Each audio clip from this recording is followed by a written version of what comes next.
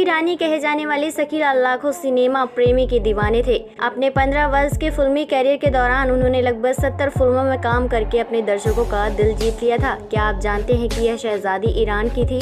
वह अपने जिंदगी के सफल करियर पे थी, लेकिन अचानक ऐसा क्या हुआ कि उन्होंने फिल्मों को अलविदा कह दिया।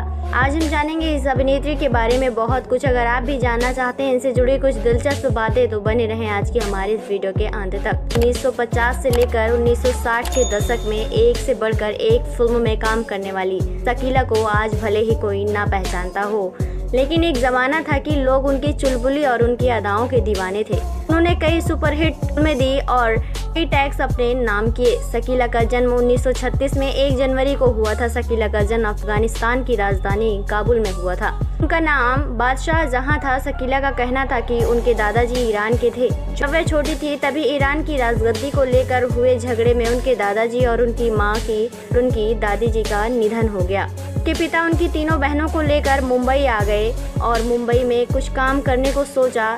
उसी समय उनके पिता का भी निधन हो गया। शकीला का पालन पोषण उनकी बुआ ने किया। उनकी पढ़ाई लिखाई उनके घर पर ही हुई थी। उनकी बुआ को फिल्में देखने का बहुत ही ज्यादा शौक था। तो शकीला को भी अपने साथ फिल्में दिखाने ले जाया करती थी। शकीला को फिल्म में रुचि होने लग गई। वहाँ के निर्देशक से शकीला के घर जैसे संबंध बन गए थे। आखिरकार शकीला को एक फिल्म में काम करने का मौका मिला। इसके दशक में 14 से 15 साल की फिल्म दास्तान में रोल प्ले करने का मौका मिला और यहीं से उन्होंने अपने अभिनय करियर की शुरुआत की। उनका असली नाम बादशाह जहां को बदलकर उनका नाम शकीला रख दिया गया। उनकी एक फिल्म की शूटिंग चल ही रही थी, उसी दौरान उन्हें दूसरी फिल्म का भी ऑफर मिलने लग गया। उस फिल्म का नाम था दुनिया। फिल्म के बाद उन्हें लगातार कई फिल्में मिलती रही जो कि हिट साबित हुई। शकीला की रानी में भी काम कर चुकी थी।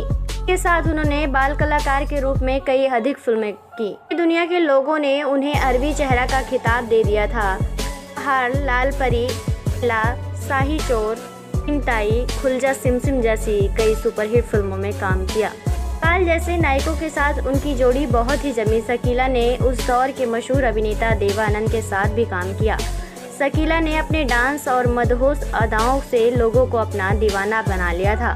फिल्म सीआईडी के गीत आंखों ही आंखों में इशारा हो गया और लेके पहला पहला प्यार भर के आंखों में खुमार सीआईडी फिल्म के बाद शकीला के बुलंदियों पर अपना कदम रखा था और सभी अभिनेत्रियों को करते हुए शकीला ने अपने मुकाम को खुद हासिल किया।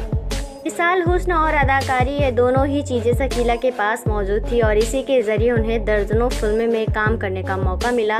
ब्लैक एंड वाइट के ज़माने में शकीला का रुतबा किसी सुपरस्टार से कम नहीं था। शकीला की शादी अफगानिस्तान के एक बड़े अधिकारी के साथ हुई थी। शकीला ने 14 साल की फिल्मी करियर में कुल 72 फिल्मों में काम किया।